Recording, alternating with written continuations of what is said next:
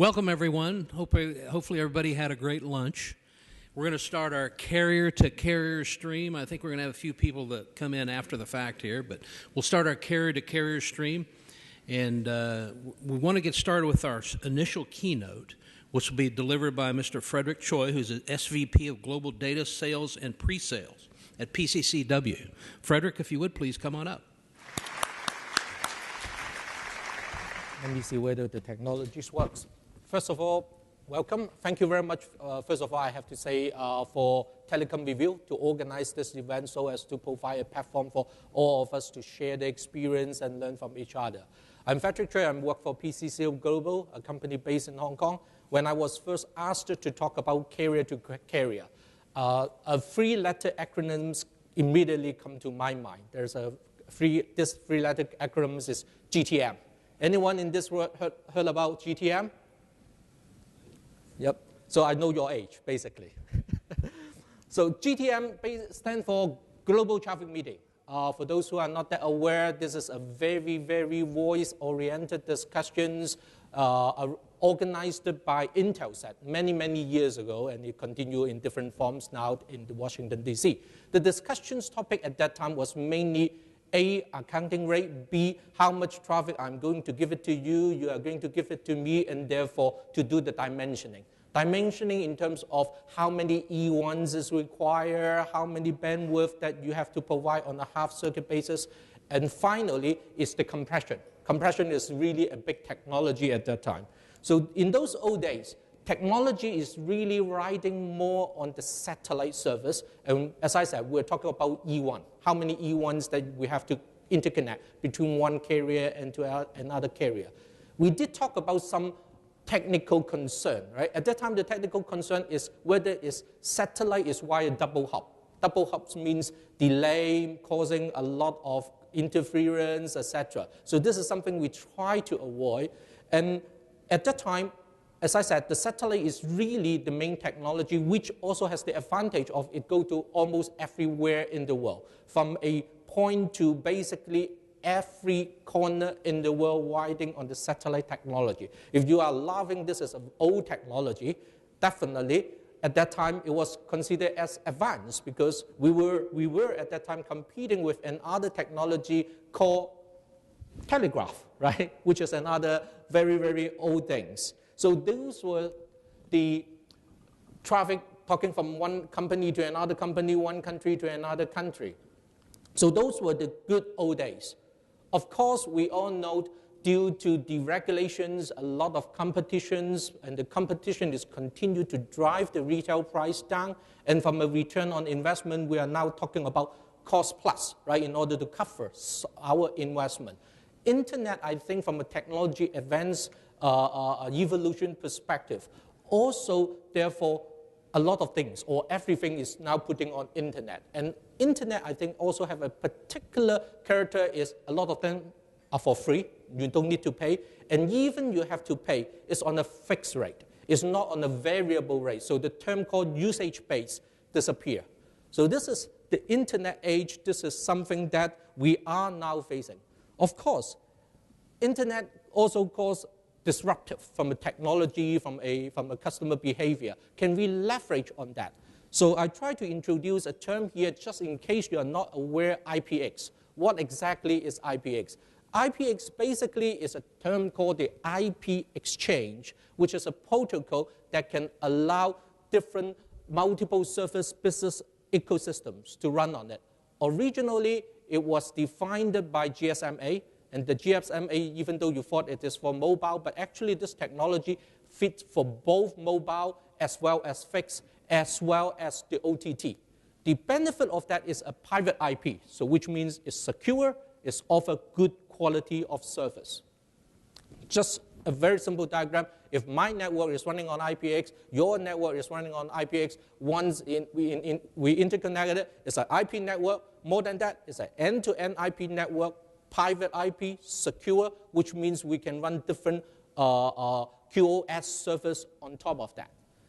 In case you have not heard about IPX, I use another example here. I call the MPLS ICI. this is a technology more than 10, 15 years. A lot of us have a network on the data side running on this MPLS network. On one hand, a carrier partner A connected to our network, for example, in the router through an IP port. Basically, we can run different class of service, from IP transit to bronze, silver, gold, etc., depending on your company's policy. This has been in place for many, many, many years. So how we can leverage on that? MPLS already, because it's relatively speaking a mature technology, which means, again, using our examples, we can now reach 140 countries reaching about 3,000 cities already. Now, if we leverage on this, which means from a transmission platform perspective, we have the MPLS, which already have a very, very good coverage. Riding on that, if you build the IPX, and riding on the IPX, if you build the VoIPX, if you build the HDVC over IPX, it's from a cost point of view, from an investment point of view, it's less. And from a coverage perspective, you can leverage on the MPLS coverage, which you guys have already built. If I show it in a schematic diagram, so basically on a single IP port, we have different VLANs and therefore running different services on it. Again, I show a few examples. Voice, we can run high definition voice, VoIPX, which therefore is even from a quality perspective better than today's voice. We can do HDVC, not only high definition VC, we can also do switched HDVC, which is another topic I want to talk about. You can provide SMS on top of it. You can also do the SS7 signaling, SCCP signaling roaming, also GRX data roaming, LTE 4G roaming, all on the same network. More important, as I said, if you see on the far right-hand side here, it leverages on the network that you already established. I think that's the beauty. Because of time, I only going to talk about two examples. One is on the voice side. From our experience, we leverage on our MPLS network, and immediately we can cover about 50 cities that we have direct voice IPX interconnection. So that's on the voice part. And on the data part, HDVC. A lot of us have the HDVC, which we provide HDVC service to our customer, but it's on isolated islands, right?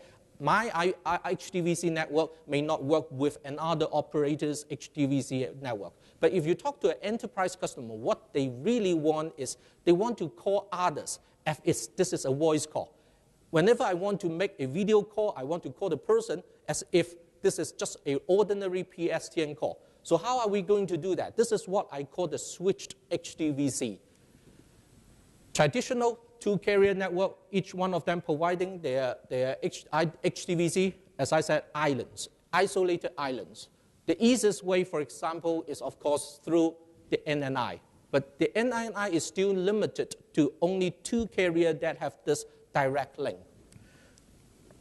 What we are looking at and what we are promoting from a PCCW global perspective is the idea of switched.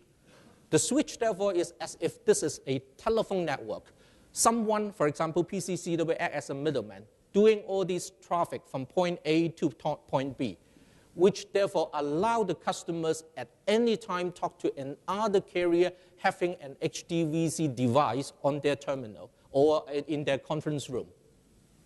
So this is on the HDVC, switch HDVC part. So what are the benefit of that? Of course, it's high quality, high definition not only because of the video quality, but because of the voice quality as well. It's provide QoS, which we also run on a secure network. More important, it support multiple vendor device, which as well as the legacy. The legacy including SIP, including H323, etc. This all support. The requirement of that, of course, you have to have a source switched, as well as the SBC, section border controller, in order to do the switching. This is one component. Second component, very similar to the voice part, is you have to measure the call duration detail, the CDR. The CDR, therefore, will have, for example, the duration of the call, the point A to point B, the destination of the two call, as well as another parameter is the bandwidth, because some carrier may decide to charge depending on the bandwidth as well. So this is on the core measurement. And then the third one, of course, is the quality, right? No one will use it if the quality is not good, particularly if you are talking about to see the people's face-to-face using the HDVC. Last but not least is a numbering plan, so that you can call someone else in different part of the world through a numbering plan. So this is the requirements. If you do that, what are the benefits? Of course, generating revenue. New services means new revenue stream. New revenue stream can be derived from HD voice, can be divided from HDVC or switched HDVC. Because of the quality is good, so which means the people, when they are doing the voice call or data call, probably will stay on for longer, i.e. the duration. The duration is longer, therefore will translate into, if I use the word usage-based, while internet basically is dead. Now we can go back to a usage-based charging mechanism. So the longer they use the network, therefore the longer that we can charge them on a per unit base. So this is another advantage. Other advantage, of course, is increasing stickiness to the customers. You can cross-sell different devices to them. You can also provide value-added service like conference bridge, meet facilities, etc., that all can be done. Last but not least, I think very important is you do not need to invest a lot from an infrastructure perspective because you already have a very good IP network. Just leverage on your IP network, add another VLAN port, and then you can run different LANs, different value-added services on top of that. So these are just some examples. Is this the end? Of course not. Now, because of time, I won't be able to talk about others, but I want to share with you some other, I call the next step here, which we, PCCW, as one of the telecom partners, are also partnering or doing the testing with other companies, which include direct integrations through API.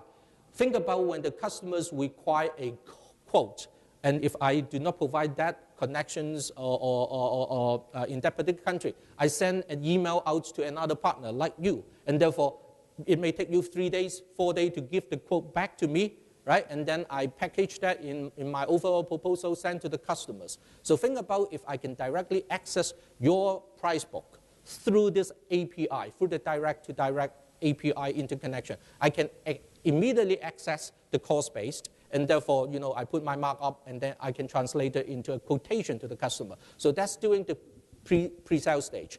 During the post-sale stage, if I can also, not post-sales, but during the ordering stage, when I can do this and enter into your system, place the order, that also cuts short a lot of the overhead. So this is one initiative that we are doing a lot of testings with different carriers around the world. Federated Cloud, I'm sure a lot of us have cloud services. But think about who already interconnect our cloud services. This, I think the idea is like 5 years, more than 5 years ago, 10 years ago, 15 years ago, when all of us have the MPLS network. Then we start integrating our MPLS network together. Cloud, similar base. You have your cloud service, you can cover 5 countries, you can cover 10 countries, you can cover 20 countries, but how about the remaining 200 countries, right? You need this kind of like connections, carrier to carrier connected about the cloud service. Now, last but not least, this I think is also very important, is the provisioning part as well. I mentioned about getting a quotation, I mentioned about placing the order, but last but not least, how about the provisioning? If we can automate this provisioning process, by conflicting something through my network, and therefore in your network it activates. Think about how it can shorten the lead time, including the proposal stage, getting the quotation, including the ordering, and then all the way to the provisioning part. It's cut short from probably a month, at least lead time, now to maybe 1 day, 2 days. So these are something that I hope can generate some of the discussions in the later part of this afternoon about what else the carrier to carrier can talk, can discuss in the near future. So thank you very much for that.